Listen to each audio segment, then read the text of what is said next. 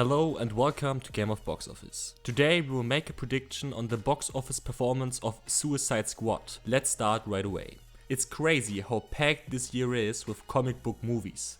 We had Deadpool in February, one day ago Batman vs Superman got released, Civil War will come in May, X-Men Apocalypse also in May, and then we finally have Suicide Squad in August. While we don't think that Suicide Squad will come anywhere close to the grosses of Civil War, Batman vs Superman or Deadpool, we think it could have a little chance to challenge X-Men Apocalypse for the 4th spot this year when it comes to comic book movies. Let's first look at the points that work in favor for Suicide Squad. When it opens, Suicide Squad will be the only crowd pleaser throughout the whole month of August. Of course there are other interesting movies like Petey's Dragon, Ben-Hur and G.O.B.O and the Two Strings to be released in August, but none of those movies will hurt the run of Suicide Squad, since they totally apply to other demographic groups. To sum it up, Suicide Squad has a lot of room to play well over its first 4 to 5 weeks, what is the most important time frame for all comic book movies. The next point is the director.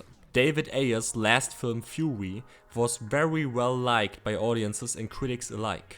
He's coming off from that success, and when he accomplishes it to bring Suicide Squad close to the quality of Fury, a great performance over the long run is probably a guarantee. Unfortunately, that's already it with the pro points for Suicide Squad. Now let's move on to the longer negative list. Suicide Squad is after Batman vs Superman the third installment out of the DC Universe / Justice League franchise. Man of Steel disappointed most audiences and critics, and while we can't speak for the audiences yet, first reviews for Batman vs Superman are looking absolutely horrible, with 30% from around 200 reviews on Rotten Tomatoes. While we don't know exactly how bad of an effect the bad reviews will have on the box office performance, it's pretty realistic to assume that the signs for Batman vs Superman are not in a good light, and that will also hurt Suicide Squad. The second negative aspect for Suicide Squad is its very likely PG-13 rating. After Deadpool had one of the most astonishing runs of the last few years with its R rating and its very unusual breaking of rules for comic book movies, it's likely to assume that fans of the Suicide Squad comics will not be pleased with a PG-13 rating, since most of them will probably want to see a very brutal, more graphic adaptation of their beloved comic book series. While it's not official yet that Suicide Squad will get a PG-13 rating, a few people from Warner Brothers and DC Comics already made a statement that they are aiming for a PG-13 rating, so the realistic outcome will probably be a PG-13 rating. Another negative point for Suicide Squad is the lack of an audience-catching actor. Will Smith's time when he filled the cinema halls are well in the past, and while most people are probably looking forward the most to Jared Leto and his performance as the Joker, he is also not known for filling the cinema halls just because of his name. But we have to admit, when Jared Leto delivers and his Joker performance is outstanding, it could bring the box office gross of Suicide Squad a bit higher. Alright, we show you again all positive and all negative factors for the possible box office run of Suicide Squad. And now we will start with the pessimistic prediction on the movie. If the quality of Suicide Squad is not that good, Jared Leto is not outstanding as the Joker, Batman vs Superman's performance has an impact on the movie, and the PG-13 rating really hurts Suicide Squad, we see an opening weekend of something a little bit higher than Watchmen. Let's say a 65 million opening weekend.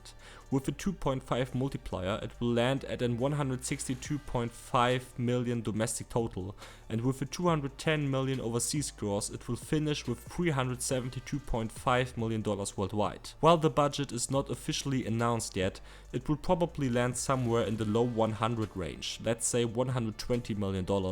When you add marketing costs of about $65 million, you have total spendings of $185 million on the movie. So you see, even in the pessimistic prediction, it will be probably enough for Suicide Squad to break even with its costs. We have to admit, we can be well off with the production budget and the marketing budget, but since it was already announced that the movie costs are over $100 million, and Warner is probably not so dumb to spend close to $200 million on Suicide Squad, a production budget in the low 100s is pretty likely, and the marketing budget on top of that is also, in our opinion, quite realistic.